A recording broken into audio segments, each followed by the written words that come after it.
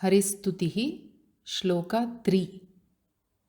Sarvajño yo yaschahi sarvaha sakalo yo yaschanando nanta guno yo gunadhama yaschavyakto vyasta samastaha sadasadyastam samsara dhvanta vinasham harimide. Anvaya will be Sarvajñaha yaha yaha chahi sarvaha sakalaha yaha yaha cha anandaha ananta gunaha gunadhama yaha yaha cha avyaktaha vyasta samastaha sat asat yaha tam samsara dhvanta vinasham harim ide. Now we'll look at the meanings according to the Anvaya. Sarvajñaha yaha, one who knows everything. Yaha chahi sarvaha, one who indeed is everything. Sakalaha yaha, one who is sustaining everything in the creation. And yaha cha anandaha, one who is in the form of happiness or fullness. Ananta gunaha, all the glories are his glory alone. Gunadhama yaha, one who is the abode of all the virtues, or one who has the maya gunas with him under his control, or one who wields the sattva, rajas and tamo guna maya. Yaha cha avyaktaha, he who is indescribable in any particular form. Vyasta samastaha, and yet he is in the form of the individual and the total. Sat asat yaha, and he is existence in all the forms and is also one without forms. Tam samsara dhvanta vinasham harim ide. I worship that Hari, the destroyer of ignorance, which causes samsara. Now, to understand the connection to the nature of this shloka, let's take a brief look at Sankhya philosophy. According to this school of thought, reality is viewed as two independent principles, that is, Purusha and Prakriti. This Purusha is a principle which is consciousness, what we are talking about as Brahman, Paramatma. Same is referred to as Purusha by the Sankhya philosophers. It is said to be absolute, independent, free, beyond perception, above any experience that can be known by the mind or to the senses. And this Purusha is said to be impossible to be described in words. Then, Prakriti is the other principle, which is matter or what we call nature. And this Prakriti is inert, that is, it is Jada Vastu. Also, this Prakriti is said to comprise the three qualities, gunas, that is Sattva Guna, Rajo Guna and Tamo Guna. It is this Prakriti which evolves and manifests in the form of this Jagat. Now I will stop here with the Sankhya philosophy, because what I have said is enough to understand what is going to be explained. So based on this understanding, now we can relate to a question or a doubt that is raised about Paramatma being the cause of this Jagat, which is the effect. Prakriti is also known by the term Pradhanam. So this Pradhanam is inferred to be the cause of this universe, which includes the five elements, this physical body, mind, sense complex, and also the various conditions of the mind and emotions like pain, joy, sorrow, etc. And this Pradhanam by itself is Jada or inert.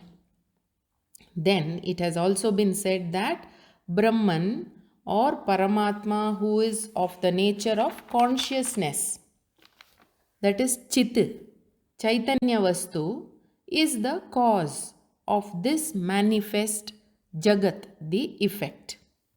Now, in simpler terms, the inert Prakriti is modified and manifest as the effect Jagat. Brahman, which is of the nature of consciousness, is said to be the cause of this effect, the Jagat. Now, logically, this sounds unacceptable. How can conscious Purusha be the cause for the effect Jagat, which is a modified form of the inert Prakriti?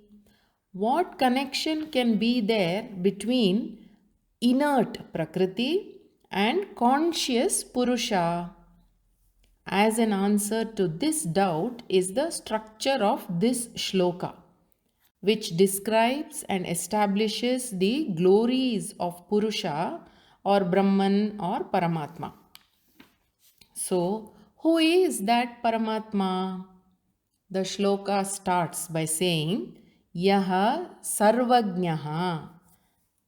He is one who knows everything. Just like the maker of a pot, that is a pot maker, he knows everything about his product, the pot. So, as Srishtikarta, the creator of this universe, as one who created this universe, this Brahman knows everything.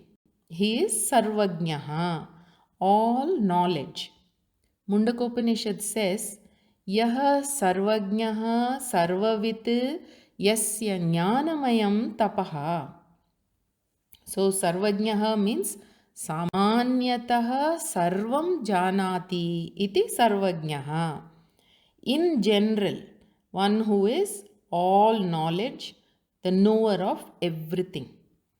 Not only that, Visheshena or Visheshataha api Sarvam Veti iti Sarvajnaha. Sarvam Veti iti Sarvavit. In terms of details also, one who is all knowledge.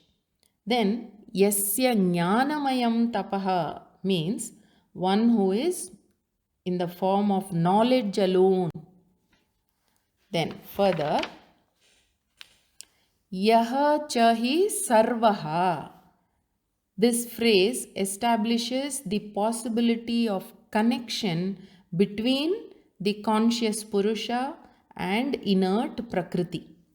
So, this cause and effect is possible, iti we will see through some beautiful examples given by the Upanishad itself. In the environment around us, we do see that the spider creates a web with its own saliva, urnanabhehe tantoho. Then we see gomayat vrishchikadehe, from the inert or jada vastu, which is cow dung. Gomaya means cow dung. Live forms of worms, some small beetles and scorpion, they are all manifest. Then from a living human body, we see inert forms of hair and nail which arise. So Purushat Kesha Lomadescha Darshanat.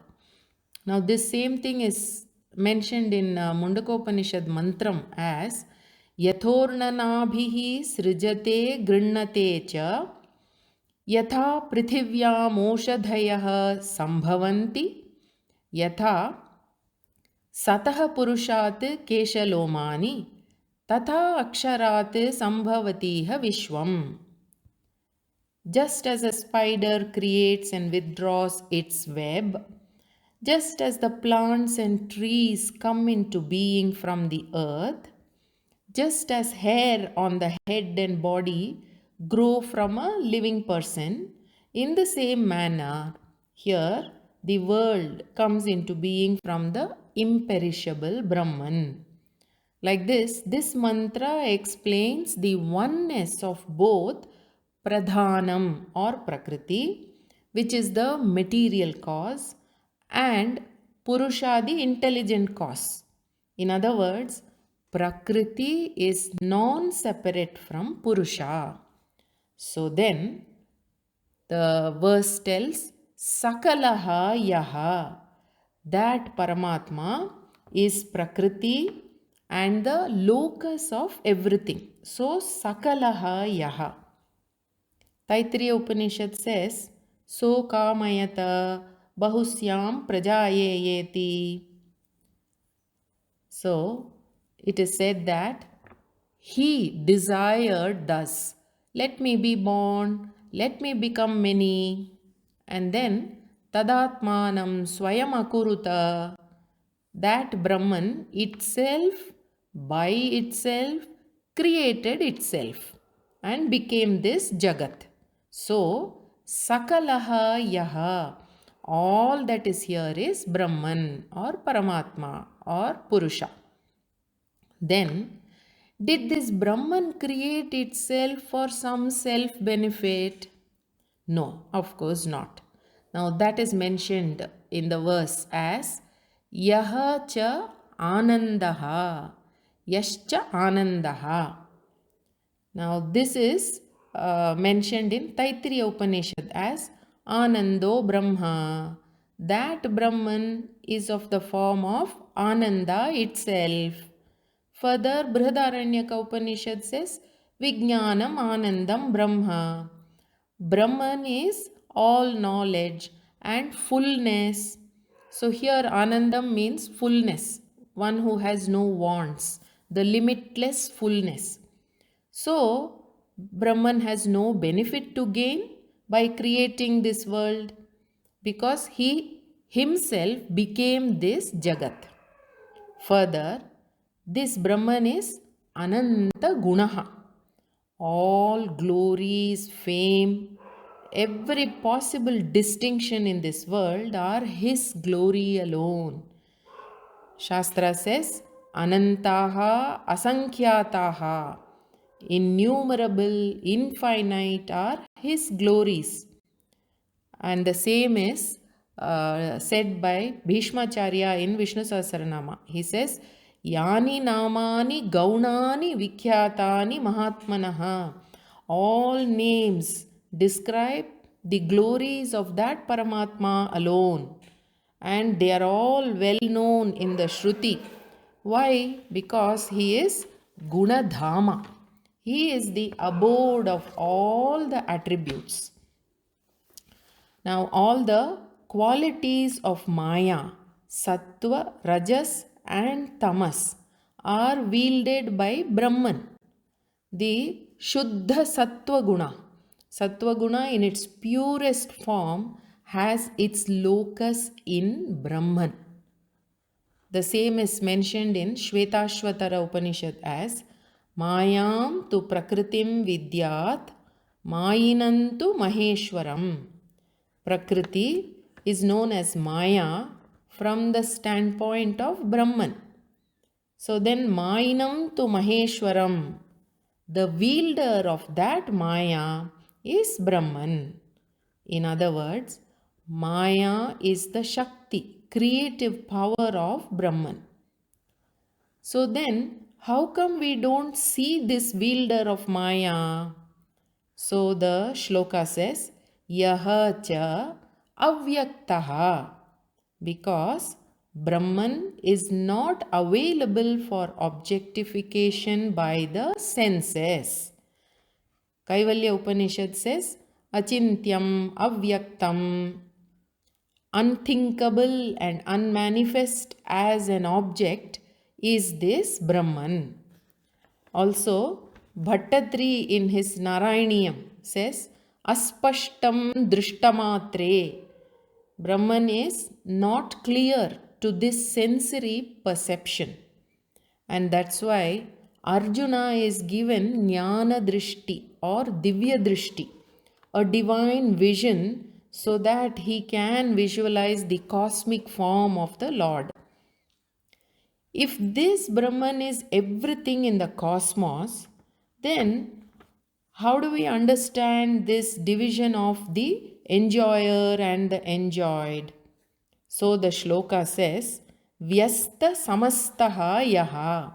Indeed, he, Brahman, is the individual and the total. The same thing is mentioned in Vishnu Sahasranama, which begins with the Nama Vishwam, Vishwam Vishnuhu. That which is known and understood by all the forms of cognition is Brahman alone. The world is not separate from Brahman, and so all that is here at the individual level, that is Vyashti, and the total macrocosmic level, Samashti, is Brahman alone. For this, there is a beautiful example given by the Shastra. Just like the same ocean water is manifest in the form of so many waves and the foam which comes and hits the shore. Like that, Sadasadyaha, it is this Brahman alone who is manifest in his varied forms. He has a form, Sat, so all forms are Brahman, and Asat, those without form, are also Brahman. The same thing finds mention in Taittiriya Upanishad as Satyancha Anrutancha Satyam Abhavat. Satyam means the real, Anrutam is the unreal. So Brahman became the real and the unreal. And then he is the Satyam, absolute truth. In other words, we look at the 5 elements. You take the space and air, the two of them exist but without a concrete form. So that is Asat. And then fire, water, earth, these elements do have a form. They have existence and form. So, with form Sat, without form Asat, are all Brahman alone. So, knowing this Brahman, Hari, the ignorance is destroyed, and therefore Harim Ide, I worship that Hari, Brahman. Tam samsara dhvanta vinasham Harim Ide. I will conclude by repeating the verse. Sarvajño yo yascha hi sarvaha sakalo yo yaschanando nanta guno yo gunadhama yascha vyakto vyasta samastaha sadasadyastam samsara dhvanta vinasham harimide. Namaste.